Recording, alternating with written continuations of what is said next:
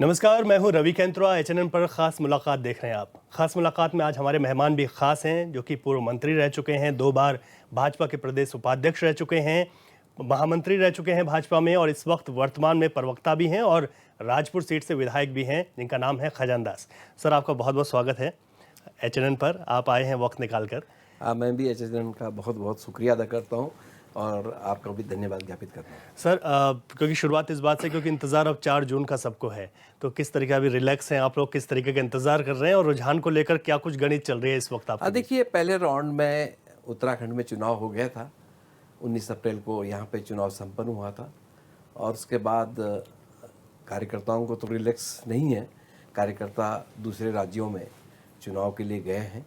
हमारे चाहे प्रदेश के महामंत्री हों, चाहे प्रदेश अध्यक्ष जी हों, तमाम टीम के साथ अन्य अन्य राज्यों में इस समय वो लगे हुए हैं चुनाव के प्रचार प्रसार में और अभी 30 तारीख तक लगभग वापस लौटेंगे। और मुझे भी जाना था, हमीरपुर जिला और लोकसभा मुझे दी गई थी तो मुझे वहाँ जाना था। मेरी तबीयत ठीक न होने के कारण मैं नहीं जा पाया।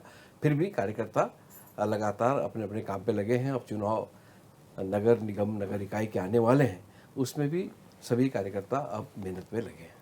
सर, अगर निकाय चुनाव की बात करें, क्योंकि बहुत करीब है निकाय चुनाव, और कैसे आप लोगों की तैयारियां हैं और किस तरीके से जब ये लोकसभा चुनाव का रिजल्ट आ जाएगा तो उसके बाद क्या तैयारियां आपकी शुरू हो गई हैं अभी से? देखिए, भारतीय जनता पार्टी हमेशा तैयारी में रहते हैं, चाहे चुनाव हो चाहे ना हो। इसमें हमारा जो संगठन है, प्रदेश का संगठन है, जो राष्ट्रीय नेतृत्व है, वो हमको दिशा देते रहते हैं और उसी दिशा में हमको काम करना है। इसलिए लगातार काम पे भारतीय जनता पार्टी लगे रहती है ताकि कार्यकर्ता अपनी जिम्मेदारी को समझे और सजग रहे। इसलिए चुनाव किसी भी समय हो, कब हो, क्या हो, भारतीय जनता पार्टी को कार्यकर्ता चुनाव से लेना देना नहीं, परंतु चुनाव के लिए तैयारी करना प्रत्येक कार्यकर्ता का दायित्व भी बनता है। सर, प्रधानमंत्री ने भी कहा कि तीसरा दशक उत्तराखंड का दशक है, तो इस दशक को बनाने के लिए अगर उत्तराखंड भाजपा की बात की जाए तो किन स्तर पर काम चल रहा है? देखिए, माननीय प्रधानमंत्री जी का मैं दिल की गहराई से धन्यवाद ज्ञापित करना चाहूँगा कि उत्तराखंड से उनका बहुत बड़ा लगाव रहा है और लगाव के साथ साथ भगवान केदारनाथ, भगवान बद्री विशाल और जिस तरह से उनका आना जाना उत्तराखंड में रहा है केदारनाथ जी की धरती पे, और ये मुझे लगता है कि एक दैविक शक्ति का स्वरूप उन पे एक झलकता है माननीय आदरणीय मोदी जी पर। और इसीलिए कोई इस तरह की बातें उन्होंने उस दिन केदारनाथ में कही थी कि ये दशक उत्तराखंड का होगा। उत्तराखंड के विकास के प्रति हम सब लगे हैं। संकल्प के तहत जो संकल्प प्रधानमंत्री जी ने दोहराया है, उसको पूरा करने का काम हमारे मुख्यमंत्री पुष्कर सिंह धामी जी करते रहेंगे। सर, चलिए आगे बढ़ते हैं। निकाय चुनाव से पहले सर, एक बहुत बड़ी जो चीज़ चल रही है इस वक्त, अगर देहरादून की बात की जाए, प्रदेश की बात की जाए, वो है मलिन बस्तियों का मुद्दा। आप राजपुर से आते हैं, आपके क्षेत्र में भी तमाम इस तरीके की बस्तियां हैं, उस पर लगातार सर्वे भी हो रहा है, सिंचाई विभाग अपनी तरफ से कर रहा है, नगर निगम ने तमाम नोटिस जारी कर दिए। आप लोगों का किस तरीके से इसमें देखना है? क्या कोई बीच का रास्ता निकाल रहे हैं इन लोगों के लिए या फिर एनजीटी के जो आदेश है उस पर ही आगे काम होगा? देखिए, बस्तियों का मुद्दा बहुत पहले से चला आ रहा है। बस्तियों को बसाने का काम भी हम ही लोगों ने किया, चाहे जनप्रतिनिधि हो चाहे अधिकारी हो। उनको हमने बिजली दी, पानी दी, सड़क बनाई, वहाँ पे विकास वहाँ का बस्तियों का हो रहा है और बस्तियों का मालिकाना हक देने के लिए लंबे अरसे से मांग चली आ रही है जी। और इसमें विधानसभा में जब जब मुझे समय मिला, मैंने सवाल भी लगाए और इसी के निमित्त हमारी सरकार ने उस समय के तत्कालीन मुख्यमंत्री श्रीमान हमारे रावत जी ने, त्रिवेंद्र सिंह रावत जी ने उस समय 2018 में एक अध्यादेश भी लाया था, जब बस्तियों को ही नहीं बल्कि पूरा अतिक्रमण हटाने के लिए माननीय हाईकोर्ट ने आदेश जारी किए थे। तो उस समय अध्यादेश ला करके 3 साल के लिए उसके लिए बढ़ाया गया था, जो 21 अक्टूबर 2021 तक रहा है। उसके बाद भी मैंने फिर सदन में सवाल उठाया कि ये अध्यादेश तो ले आए, परंतु इस बीच में कोई कार्रवाई नहीं हो पाई बस्तियों के नियमितीकरण के लिए, इसको बढ़ाया जाए। तो इसलिए फिर उसको अध्यादेश को बढ़ाया गया। अब 21 अक्टूबर 2024 तक वो अध्यादेश है। इसी के बीच बीच एनजीटी में किसी ने कंप्लेंट किया है और उसका माननीय सुप्रीम कोर्ट ने संज्ञान लिया और फिर कोर्ट के माध्यम से एक आदेश पारित हुआ कि नदी का रुख कैसा है, किधर है, चिन्हित किया जाए और जो 11 मार्च 2016 के बाद जो निर्माण किसी ने किया है वहाँ पे वो तत्काल प्रभाव से हटाया जाए। इसमें हम लोग माननीय मुख्यमंत्री से मिलेंगे, बातचीत करेंगे जी। ताकि इनकी बात को भी सुना जाए और हम माननीय कोर्ट से भी यही अपील करेंगे कि एक पक्षीय निर्णय न हो, बल्कि जो बस्ती में निवास करते हैं उनकी बात को भी सुना जाए, तब कार्रवाई की जाए। ठीक है, यानी कि आप लोग बीच का रास्ता ढूंढने की कोशिश कर रहे हैं। बिल्कुल हम बीच का रास्ता ढूंढेंगे ताकि किसी भी तरह से, अभी तो अध्यादेश सही है फिलहाल, किंतु जो 11 मार्च 2016 के बाद जिन्होंने नदी में निर्माण किया है वो हटना भी चाहिए उसके, क्योंकि कभी भी भगवान न करे कि जब ये उत्तराखंड प्रदेश आपदा का प्रदेश है, यहाँ पे चाहे लैंडस्लाइड हो और चाहे भूकंप हो, यहाँ पे आते रहते हैं। बिल्कुल। और इसको बचाव के लिए हमको कोई ना कोई उपाय करना चाहिए। अपने बचाव के लिए हमको स्वयं अपनी रक्षा स्वयं करनी चाहिए। तो इसलिए नदियों के किनारे, नाले खाले के किनारे कोई निर्माण कार्य न हो, ये 2016 में उस समय तत्कालीन सरकार ने निर्णय लिया था, किंतु उसके बाद भी लोग बना रहे तो ठीक नहीं है। बिल्कुल, ये तो है कि क्योंकि सब जब हम बरसात देखते हैं तो इस तरीके का बड़ा खतरा रहता है, उनकी जान को भी ये तमाम चीज़ देखने को मिलती है। खैर आगे बढ़ते सर, यूसीसी को लेकर उत्तराखंड में भाजपा ने, जब आपको यह पता है कि 2022 की जब विधानसभा के चुनाव चल रहे थे उस वक्त, और अब लेकर भी आगे राष्ट्रपति की मोहर भी उस पर लग गई है, नीति बनाने पर बात हो रही है। लेकिन इस बार जो भाजपा का जो संकल्प पत्र रहा है केंद्र का, उसमें भी यूसीसी का जिक्र है और मुख्यमंत्री कहते हैं कि गंगोत्री यहाँ उत्तराखंड से निकली है, पूरे देश को सींचेगी। ये यूसीसी आप लोगों के लिए कितना इस वक्त चुनाव में भी, और जैसे उसको आपने जो है अपने घोषणा पत्र में भी शामिल किया? देखिए, उत्तराखंड के लिए नहीं, पूरे देश के लिए यूनिफॉर्म सिविल कोड जी। एक नजीर पेश हुई है और माननीय मुख्यमंत्री जी ने जो निर्णय लिया और किसी ने भी इसका विरोध नहीं किया। और कुल मिलाकर के देखा जाए तो किसी जाति पंथ धर्म के लिए नहीं, सबके लिए समान नागरिकता कानून जो बन गया है उत्तराखंड में, उसी को लेकर के हमारे देश के प्रधानमंत्री जी ने और हमारे राष्ट्रीय अध्यक्ष जयप्रकाश नड्डा जी ने और माननीय अमित शाह जी ने निर्णय लिया कि क्यों न संकल्प पत्र में इसको दोहराया जाए। और आज उसी के तहत माननीय मुख्यमंत्री जी एक स्टार प्रचारक के रूप में विभिन्न प्रदेशों का दौरा कर रहे हैं और यूसीसी को लेकर के पूरा व्याख्यान उन प्रदेशों में दे रहे हैं जहां पर माननीय मुख्यमंत्री स्वयं जा रहे हैं। तो मुझे लगता है कि बहुत ही सराहनीय कदम माननीय मुख्यमंत्री जी ने ये लिया है। बिल्कुल, और मुख्यमंत्री पुष्कर सिंह धामी इस वक्त स्टार प्रचारक के तौर में तमाम राज्यों में भी हैं और हमेशा वो यूसीसी का जिक्र भी करते हैं। विधायक जी, अगर ये देखा जाए कि उत्तराखंड में धरातल पर ये सब चीज़ें कब तक आ पाएंगी, उसको लेकर देखिए, पहले पहले थोड़ा कठिन होता है। जब चुनौतियां सामने आती है तो उन चुनौतियों के लिए थोड़ा सा बहुत सारी और भी कई चुनौतियां आ जाती है, किंतु धीरे धीरे सब सामान्य हो जाता है और फिर इसमें पूरी तरह से माननीय मुख्यमंत्री जी इसको बारीकी से देखेंगे और इसको लागू हो ही गया है। तो मुझे लगता है कि कोई ज़्यादा कठिन समस्या पैदा उत्पन्न नहीं होगी। ठीक है। अब सर, एक बहुत बड़ा मुद्दा है स्मार्ट सिटी का। स्मार्ट सिटी को लेकर मैंने देखा है खुद कि आपने कई बार आवाज़ उठाई। मुझे आज भी याद है कि आपने कहा था कि घंटाघर में बैठ जाऊंगा धरने पर, काम ढंग से नहीं हुआ। हालांकि आप बैठे नहीं थे। अभी स्मार्ट सिटी को कहाँ पाते हैं आप लोग? देखिए, स्मार्ट सिटी को लेकर के हम सब ने चिंता व्यक्त की थी और विशेषकर स्मार्ट सिटी का जो कार्य है वो मेरी विधानसभा के 10 वार्ड में, यानी कि 85% के लगभग काम मेरी विधानसभा में हो रहा है। उस समय की जो कंपनियों को काम दिए गए थे, बहुत ही घटिया किस्म का वर्क भी था, उनकी स्पीड भी नहीं थी काम करने की। इसलिए लेकर के मैं उस समय कहा था कि अगर सरकार कोई निर्णय नहीं लेती तो मैं धरने पे बैठूंगा, ये मैंने कहा था। किंतु माननीय मुख्यमंत्री जी ने तत्काल प्रभाव से संज्ञान लेते हुए उन्होंने एक अहम बैठक, बहुत बड़ी बैठक बुलाई जिसमें संबंधित अधिकारी को बुलाया गया और उन कंपनियों के ऊपर कार्रवाई की गई। उन कंपनियों से जितना भी ठेका उनके पास दिया गया था उनको वापस लिया गया। फिर जो हमारे स्थानीय, जो हमारी उत्तराखंड की एजेंसियां हैं, चाहे लोक निर्माण विभाग हो और चाहे क्या कहते हैं अपना जल संस्थान हो, जल निगम हो, सिंचाई विभाग हो, इनको वर्क दिया गया और अब काम लगातार कर रहे हैं। अब मुझे लगता है कि अब 1-2 महीने के अंतराल में पूरा काम कंप्लीट होने जा रहा है। ठीक है, यानी कि आप पूरी मॉनिटरिंग है, अपनी जिम्मेदारी आप निभा रहे हैं। विधायक जी, एक चीज़ मैंने देखी है खुद कि आप हमेशा ही किसी भी मुद्दे को लेकर बिल्कुल पूरी तरीके से खुलकर मुखर रहे हैं, आपने अपनी बात रखी है। ठीक है, स्मार्ट सिटी पर भी आपने लगातार इन सब चीज़ों को रखा। अभी जो विपक्ष है और जो अब रिजल्ट आने वाला है, उत्तराखंड की इन 5 सीटों पर क्या आकलन है आप लोगों का? देखिए, आप लोगों ने कहा 5 लाख के अंतर से जीतेंगे हम लोग उत्तराखंड की 5 सीटें जीतेंगे, और इस बात को मैं ऐसे नहीं कह रहा हूँ, किसी हवा में नहीं कह रहा हूँ। हाँ। देखिए, अब तो चुनाव भी हो गए हैं, जी। इसका आंकलन किया गया, तमाम जनपदों से रिपोर्टें मांगी गई, जो लोकसभा क्षेत्र में हमारे प्रभारी थे, हमारे जो कार्यकर्ता हैं, हमारे मंडल अध्यक्ष हैं, हमारे बूथ के अध्यक्ष हैं, तमाम लोगों से रिपोर्ट मांगी गई। इसलिए हम चुनाव 5 सीटें जीत रहे हैं, और ये कार्यकर्ता आधारित पार्टी है। भारतीय जनता पार्टी कार्यकर्ताओं के ही तहत आगे बढ़ती है, तो इसलिए मुझे लग रहा है कि जब 4 जून को रिजल्ट आएगा तो हम उत्तराखंड की 5 सीटें जीतेंगे। ये विश्वास मैं आपको दे रहा हूँ, ये कार्यकर्ताओं के आधार पर मैं आपको कह रहा हूँ।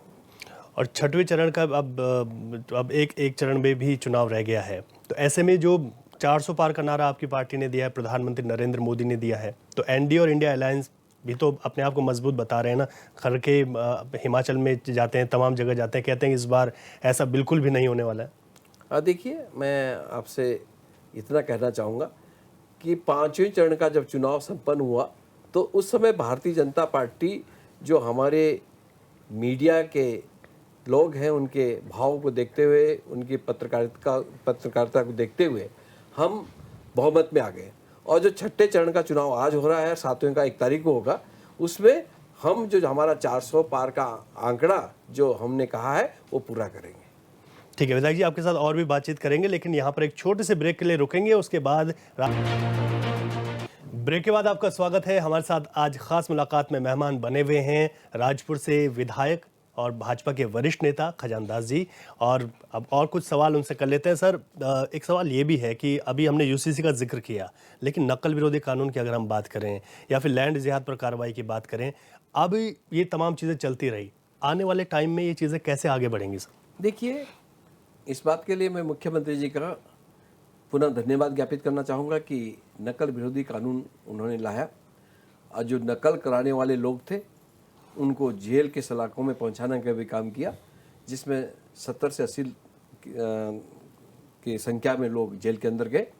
और महिलाओं के लिए क्षतिज आरक्षण देने का भी काम माननीय मुख्यमंत्री जी ने किया।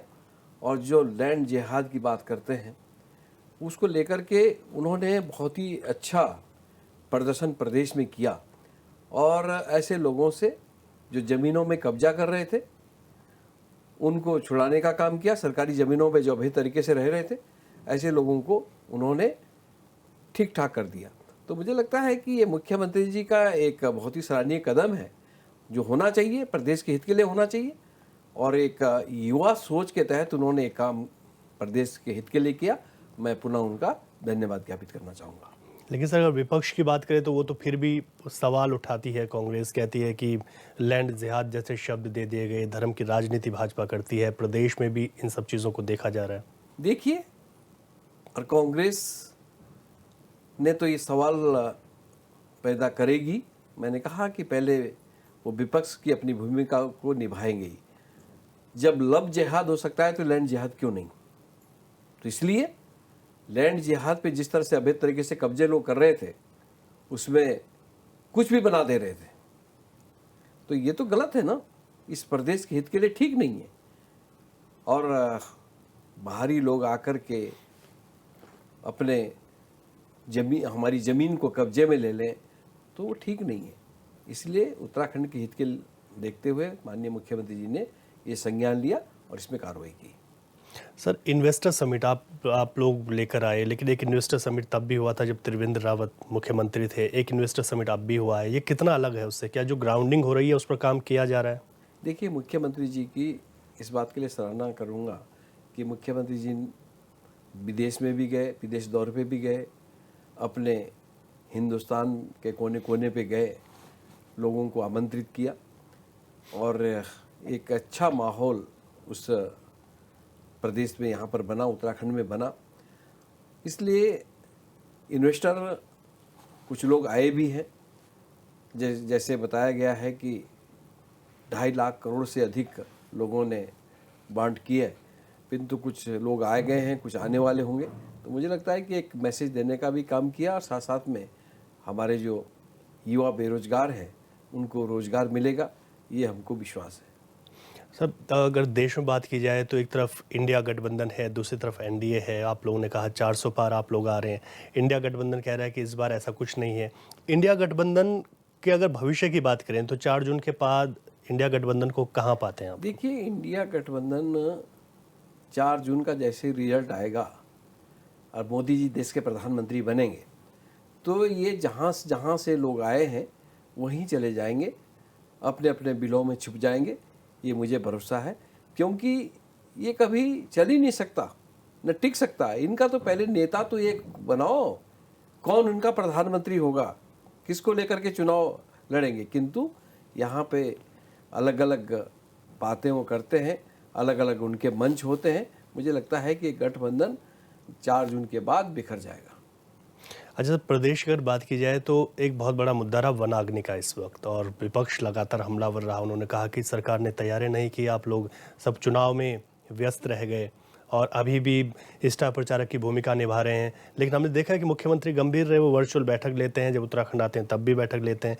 वनाग्नि की घटनाओं को लेकर लगातार कई सवाल उठे और एक फिर मुख्यमंत्री ने कहा कि पिरूल लाओ पैसे पाओ योजना, ये कब धरातल पर उतरेगी? देखिए, मुख्यमंत्री जी ने बड़ी गंभीरता से काम लिया।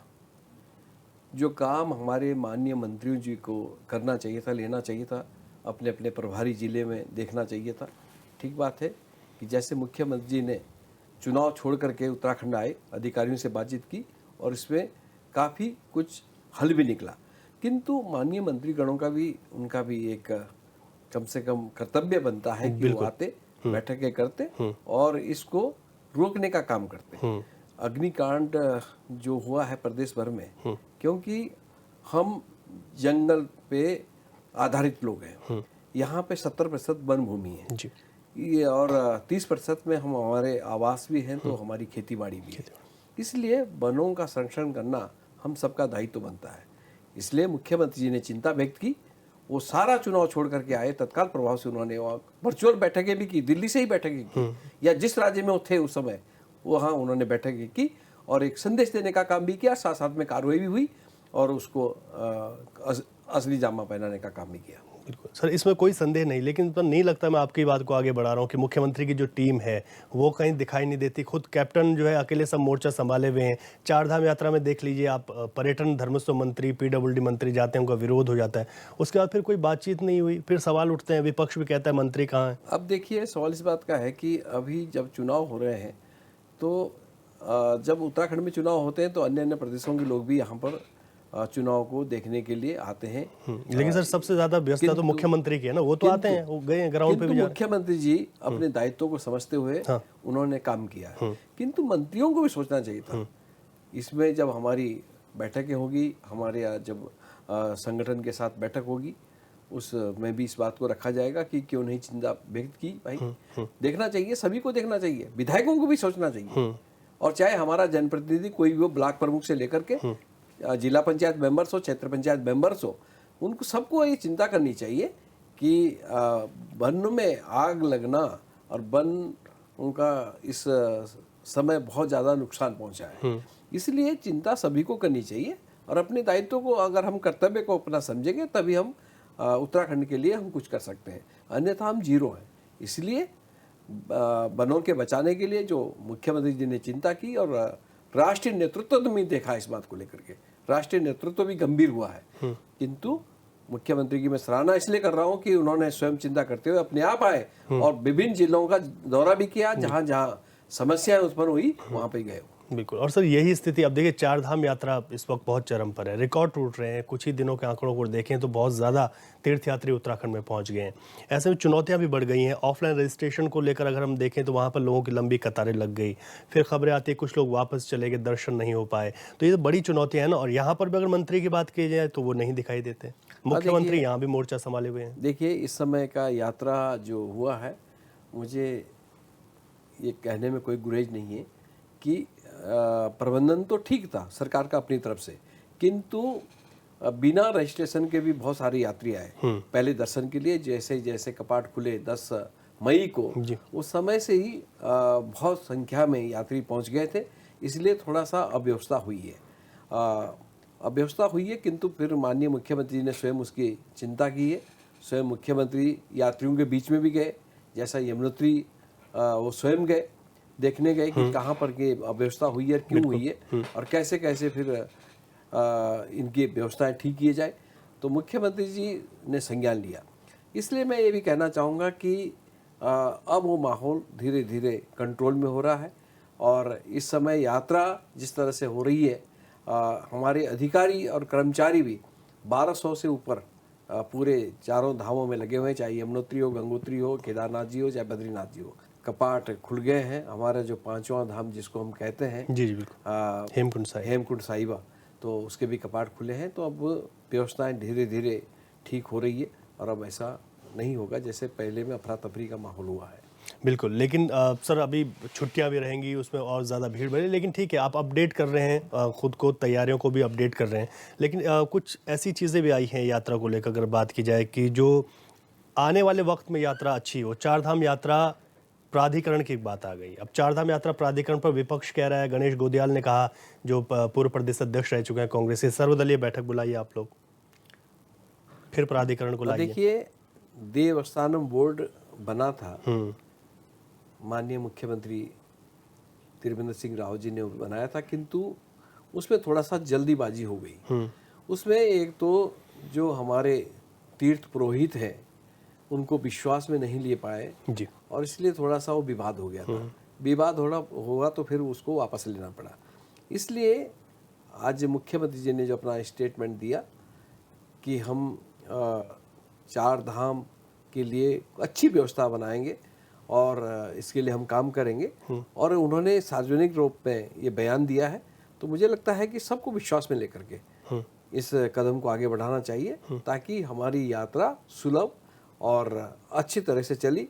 क्योंकि हम अगर बात करते हैं चारों धामों की, तो हमारा स्वरोजगार भी उसी में है, रोजगार भी उसी में है, क्योंकि इसलिए हमको चिंता भी करनी चाहिए। और जब तभी हो पाएगा जब कोई ना कोई ठोस कदम हमारी सरकार उठाएगी। तो मुझे लगता है कि ये निर्णय जो मुख्यमंत्री लेने जा रहे हैं वो प्रदेश हित के लिए होगा और तीर्थ पुरोहितों के हित के लिए भी होगा।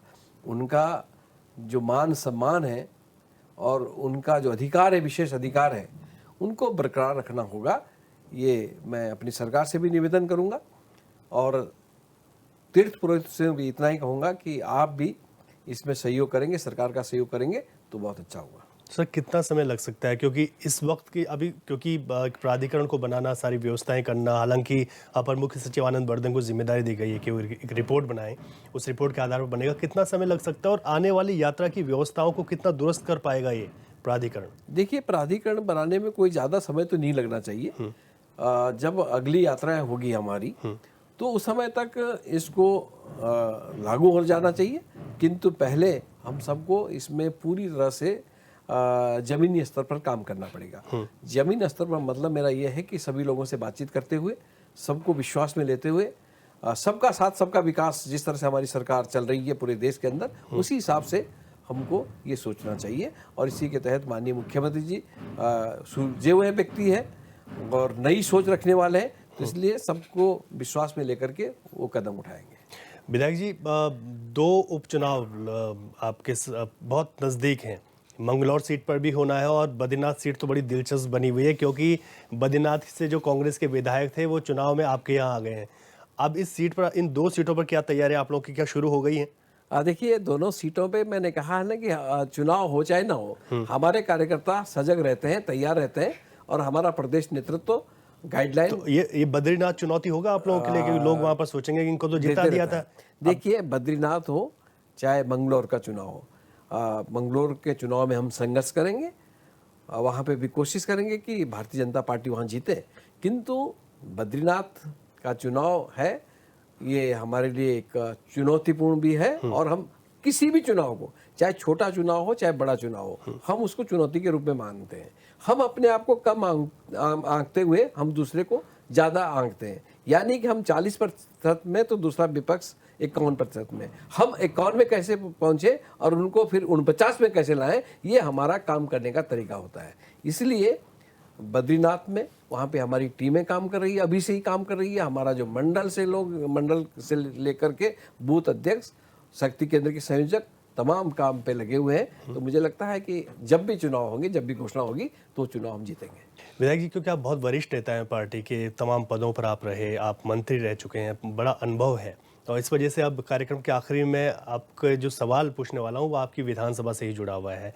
अपनी विधानसभा के लिए ऐसे कौन से काम हैं जो कि आप लोग ने किए हैं, और उसमें स्मार्ट सिटी तो है ही, और ऐसे क्या चीज़ें हैं कि जो वहाँ पर हुआ है या फिर होना बाकी है, और जनता के लिए क्या कुछ कहना चाहेंगे? अभी देखिए, मेरी विधानसभा में 18 वार्ड आते हैं और 10 वार्ड तो मेरे स्मार्ट सिटी के तहत विकसित हुए हैं और 8 वार्ड ऐसे हैं जो मेरा बस्ती क्षेत्र भी आता है। 3-4 वार्ड मेरे ऐसे हैं कि जो मेरे बस्तियों से जुड़े हुए हैं जी। बस्तियों की समस्याएं हैं, बस्तियों की पेयजल से संबंधित समस्या है, सड़कें उनकी ठीक हो, नाली उनकी ठीक हो, इसमें मैं लगा हुआ हूँ। और एक महत्वपूर्ण समस्या है जो अभी होने को बाकी है, वो समस्या का निराकरण माननीय मुख्यमंत्री जी करेंगे। अभी ड्रेनेज सिस्टम जो है, हाँ। अभी एक कार्य है, उसका एस्टिमेट भी बन गया है, सरकार को दिया है, किंतु स्वीकृति नहीं हो पाई है। जो मेन समस्या आने वाली है बरसात में, वो हमारा ड्रेनेज सिस्टम दर्शनलाल चौक से लेकर के सहारनपुर चौक तक हमारा जो नाला बनना था वो नहीं बन पाया। उसका एस्टिमेट 34 करोड़ रुपए का हमने सरकार को भेजा है और जल्दी ही उसकी स्वीकृति मिलेगी। और मैं मुख्यमंत्री जी को दिल की गहराई से इस बात का धन्यवाद ज्ञापित करना चाहूँगा कि 2 नाले मेरे ढकने थे, यानी कि एक चंदन नगर नाला और एक मन्नूगंज नाला। वो मुख्यमंत्री जी ने घोषणा की और उसको मुख्यमंत्री जी ने पूरा किया। उसके लिए पैसा भी आया, उसका उद्घाटन भी हो गया और वो कार्य प्रारंभ होने वाला है। आचार संहिता जैसे हटेगी तो कार्य हम प्रारंभ कर देंगे। तो चुनौतियां तो बहुत सारी है। देखिए, जैसे जैसे विकास होता है तो विकास की कड़ियां उन के साथ और जुड़ जाती है और उन कड़ियों को सुलझाने के लिए जनप्रतिनिधि की आवश्यकता होती है और जनप्रतिनिधि अपने वरिष्ठ नेतृत्व से संपर्क करते हुए उन कार्यों को करवाने में कामयाब होता है। तो इसलिए मुझे लगता है कि आने वाले समय में विधानसभा राजपुर रोड की समस्याएं हम धीरे धीरे दूर करेंगे और हम विकास की ओर अग्रसर हैं, विकास हम करते रहेंगे। ठीक है सर, आप अपना वक्त निकाल कर आए और आपने तमाम जो सवाल थे उनका बेबाकी से जवाब भी दिया। आपका बहुत शुक्रिया चैनल की ओर से। बहुत बहुत धन्यवाद। नमस्कार। तो हमने आज खास मुलाकात में बात की भाजपा के वरिष्ठ नेता, पूर्व मंत्री और वर्तमान में राजपुर विधानसभा से विधायक खजान दास जी से, जिन्होंने तमाम बातें रखी। बहुत सारे मुद्दे थे उससे जुड़े हुए, और उन्होंने कहा है कि जिस तरीके से देश में लहर देखी जा रही है तो जो 400 पार कहा गया है वो देखने को मिलेगा। हालांकि इसके लिए थोड़ा सा इंतज़ार अभी हमें करना होगा।